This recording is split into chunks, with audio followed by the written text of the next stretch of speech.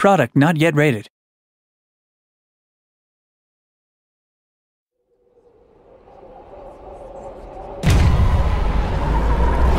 I'm the creative director for Dead Space 3. And I'm the senior audio artist on Dead Space 3. We're going to take a look at our current single-player demo. Isaac! Carver, goddammit, give me a hand here! As the demo begins, Isaac Clarke finds himself on a ship called the Eudora, which happens to belong to this guy here who he's handing a welding torch to. The ship has just been nearly obliterated by an attack, and now they're trying to make their way off the ship. Carver, where can I find an EVA suit? Down that way!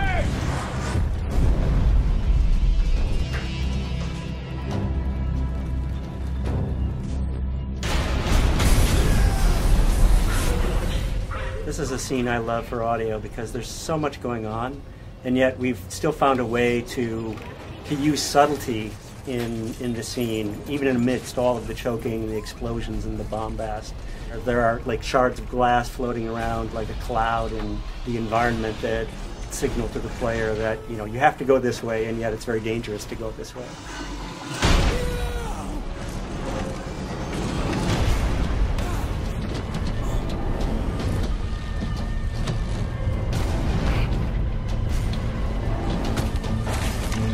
In this part, Isaac desperately is trying to get his spacesuit on in time. The clock is counting down and the ship is on fire. It's about to blow up.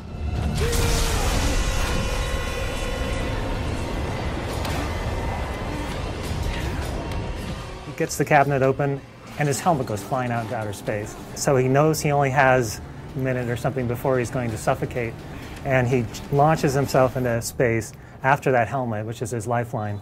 And he gets it just in the nick of time as he finds himself in the middle of the Eudora as it's flying to pieces. Guys, okay, I see it. Listen, find something to hang on to.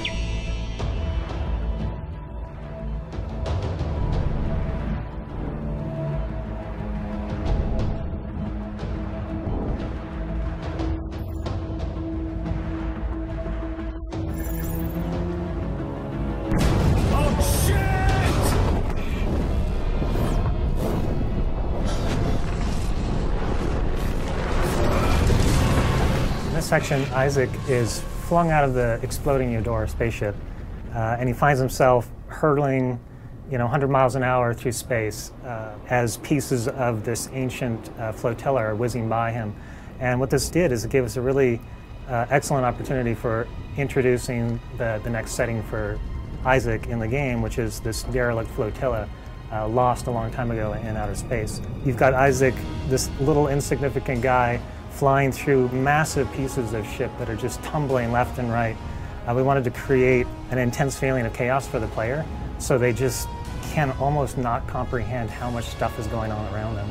And they're freaking out about which way they have to go, left or right, and as they're going, they're just seeing pieces of ancient history tumbling by. And very much so is kind of like the evolution of the Halo jump that we did in Dead Space 2 as well. I mean, sonically and gameplay-wise, there's so much going on.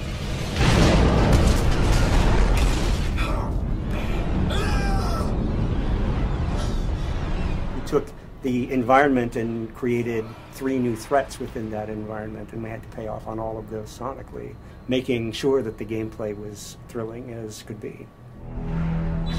In a scene like this, on one of the prior games, we would have made it much more aleatoric and just about kind of tone clusters and chord swells that are really difficult to relate to. And I think that we're inching towards going towards a more thematic musical approach.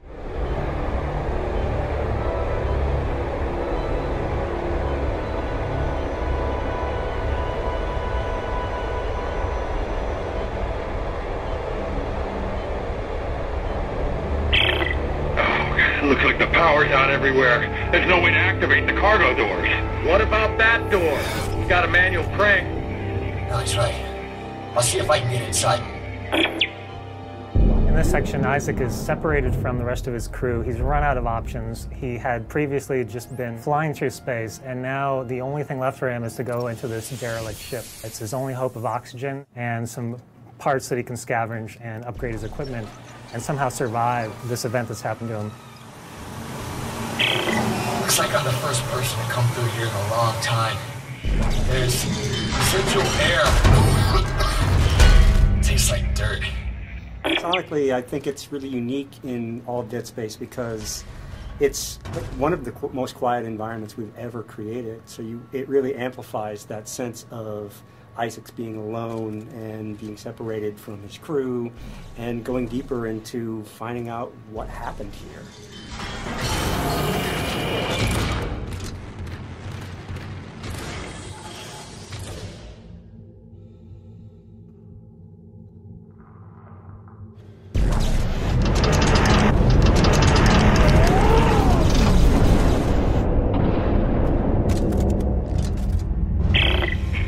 It's getting hard to breathe, sir.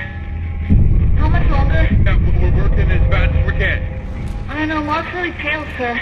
I can't stop the bleeding. Hey, Isaac, okay, meet me at the door. I can let you in from this side. Right there, now get in here. Give me a hand. Aye, aye, Captain. Hey, don't get cute.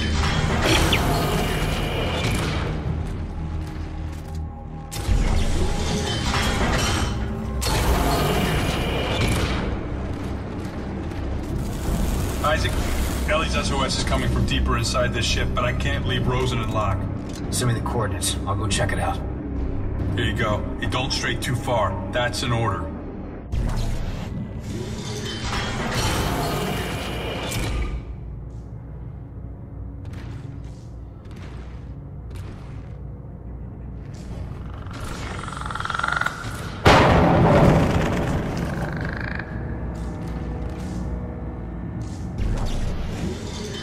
This is my favorite moment right here. Door opens, lights shining through, and eliminates everything beyond the door, which happens to be what happened to the crew. And now you find out that something more sinister has happened to them.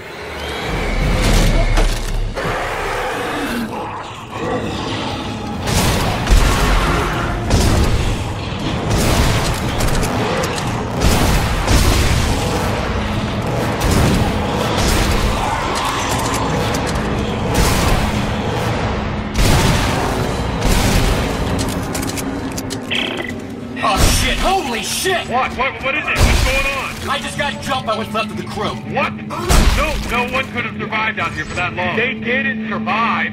They got turned into those things. What? Okay, what do we do? You keep your weapon ready, and you stay the hell away from the ventilation ducts. If they get close, shoot for the limbs. You got that? I said you got that! Yeah, okay. One thing that I think is really interesting about the Necromorphs this time out is that they've been made out of these 200-year-old mummified corpses. So as you're going through the ship, you find these kind of crusty, crackling, strange aberrations that have been turned into necromorphs from a long, long time ago. It's just a really interesting way to see what the necromorph infection would do to a mummy.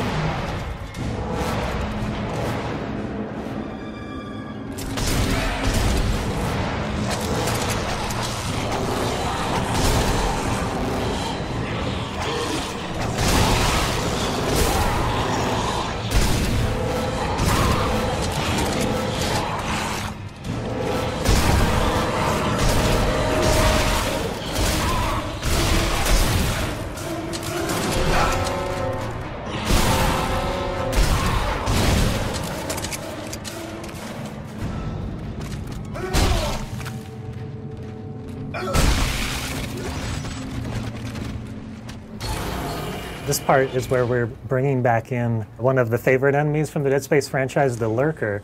But in Dead Space 3, it was important to reimagine them into something different. So what we did is we made it based off of a dog rather than a child, what the original one was. And the reasoning behind that is that this government whose flotilla that you're exploring, they just so happen to have needed dogs as part of the effort to find things on the planet that they were looking for. Similar to what you would do with earthquake victims, where you'd have dogs that would go out and search for things because they get a scent. These dogs just happen to have been turned into necromorphs, and now we get to see what happens when an animal gets turned into something necromorphic rather than a human.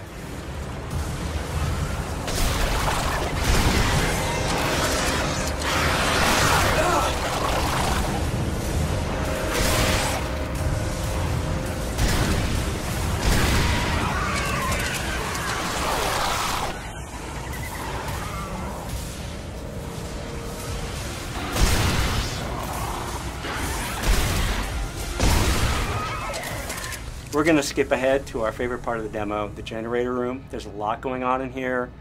It's a big spectacle. Let us know what you think.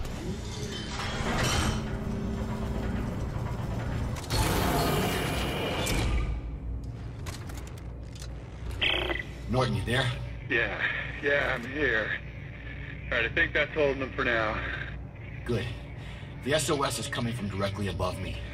And it looks like I found the ship's primary generator. If I can get power going, it should unlock the crossover for you. All right, what about you? There's an elevator here that goes straight up the spire. I'll meet you at Ellie's coordinates.